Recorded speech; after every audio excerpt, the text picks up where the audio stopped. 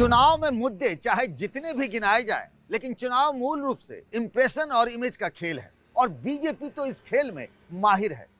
इसीलिए बीजेपी ने यूपी में चेहरे भले दो ही लगा रखे हों, लेकिन चौसर पर चाल चारों दिशाओं से चली जा रही है।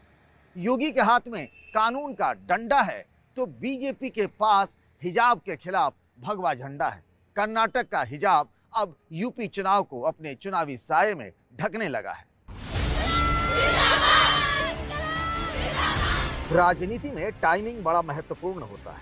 पश्चिमी यूपी के चुनाव के ठीक बीच में कर्नाटक से हिजाब का जिन्न निकला। हिजाब हमारा हक है। देखते ही देखते यूपी में इसके बहाने वोटों का हिसाब किताब भी होने लगा। तो ये अपना राइट है कि हमें क्या पहनना है क्या नहीं पहनना। किसी को क्या दिक्कत हो सकती है अगर कोई अपना चेहरा ढक रहा है। हम हिजाब करें या ना करें, लेकिन हिजाब हमारा अपना हक है कि वहाँ नहीं आप बैठ सकते हो, वहाँ आपको यूनिफॉर्म में रहना होगा।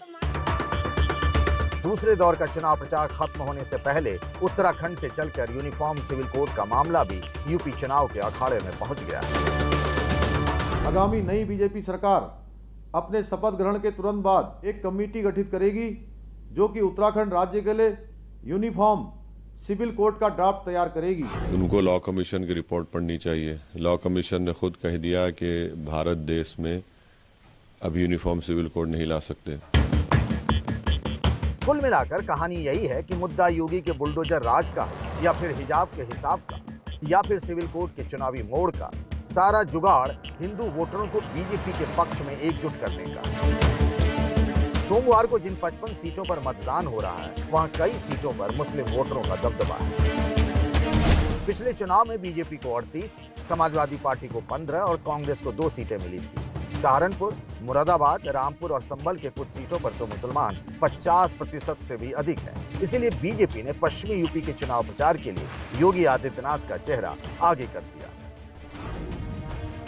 बीजेपी के रणनीतिकार भी मान रहे हैं कि अब तक का मामला बड़ा क्लोज रहा है। आज चौधरी अजीत सिंह की जयंती है। बीजेपी के बड़े बड़े नेता उन्हें याद कर रहे हैं। मोदी, योगी और अमित शाह के निशाने पर अखिलेश हैं, लेकिन किसी ने जयंत चौधरी के खिलाफ अब तक कुछ नहीं कहा। यह भी बीजेपी की एक चाल है।